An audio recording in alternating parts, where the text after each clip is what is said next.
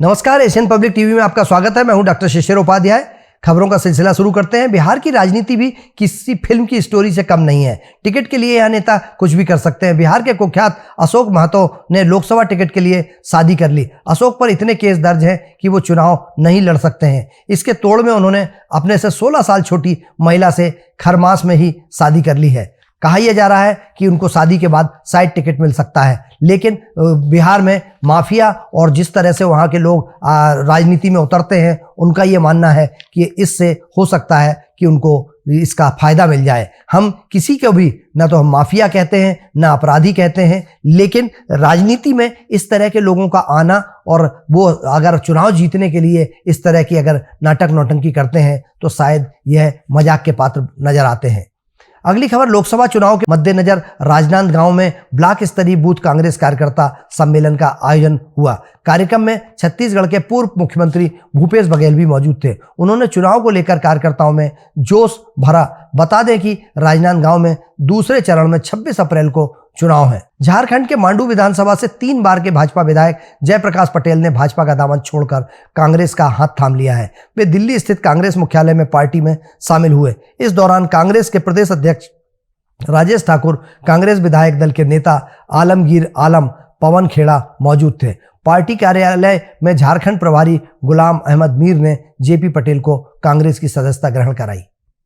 लोकसभा चुनाव को लेकर देश में आचार संहिता लग चुकी है। इंडी अलायंस केंद्र में सरकार बनाने और भाजपा 400 प्लस सीटें जीतने का दावा कर रही है। इस सबके बीच देश में सट्टा बाजार भी गर्म है। हालांकि उसमें दोनों ही के दावों को नकार दिया है। सट्टा बाजार के जानकार कहते हैं कि भाजपा एक तरफा जीतेगी, लेकिन 543 में से 331 सीटें ही खाते में आएंगी। वही सरकार बनाने का दावा कर रही कांग्रेस 43 सीट पर सिमट जाएगी, ऐसा सट्टा बाजार की आशंका है।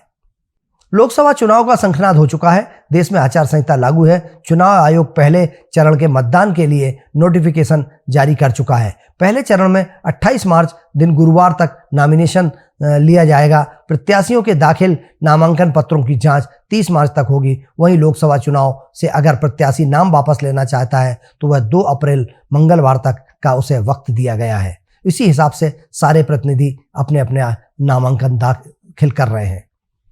अगली खबर, मध्य प्रदेश की 6 लोकसभा सीट छिंदवाड़ा, जबलपुर, मंडला, सीधी, शहडोल और बालाघाट के लिए नामांकन प्रक्रिया शुरू हो गई है। इन 6 सीटों में से 4 सामान्य और 2 आदिवासी हैं। सीधी में बीजेपी उम्मीदवार डॉक्टर राजेश मिश्रा और शहडोल के भाजपा उम्मीदवार हिमाद्री सिंह ने नामांकन भरा। इस अवसर पर प्रदेश भाजपा अध्यक्ष एवं मुख्यमंत्री डॉक्टर मोहन यादव तथा जो पंचायत एवं ग्रामीण विकास मंत्री हैं प्रहलाद पटेल, ये भी डॉक्टर मिश्रा के साथ नामांकन दाखिल कराने के लिए सीधी में कलेक्ट्रेट में उपस्थित थे।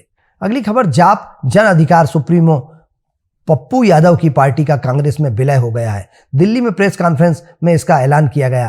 कांग्रेस ने इसे ऐतिहासिक विलय बताया। पप्पू यादव कांग्रेस के टिकट पर पूर्णिया से लोकसभा चुनाव लड़ सकते हैं। उनकी पत्नी रंजीत रंजन राज्यसभा सदस्य हैं। उन्हें कांग्रेस ने छत्तीसगढ़ में से राज्यसभा भेजा था।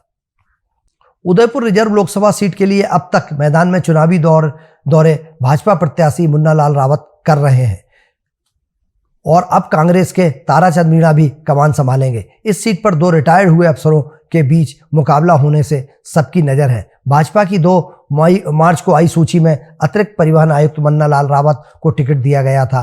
रावत ने इसके पहले बीआरएस ले लिया का आवेदन भी कर दिया था।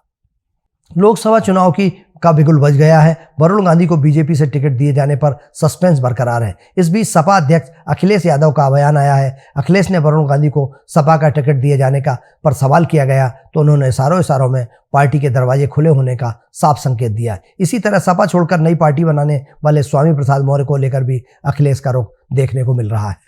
लोकसभा चुनाव के पहले 102 सीटों के लिए नामांकन प्रक्रिया शुरू हो चुकी है। लोकसभा चुनाव के पहले चरण की अधिसूचना जारी हो गई है। इस चरण में 17 राज्यों और 4 केंद्र शासित प्रदेशों की 102 लोकसभा सीटों पर चुनाव होंगे। चरण में जिन राज्यों की लोकसभा सीटों के लिए मतदान होना है, उन पर प्रत्याशियों के नामांकन दाखिल करने की प्रक्रिया शुरू हो गई है।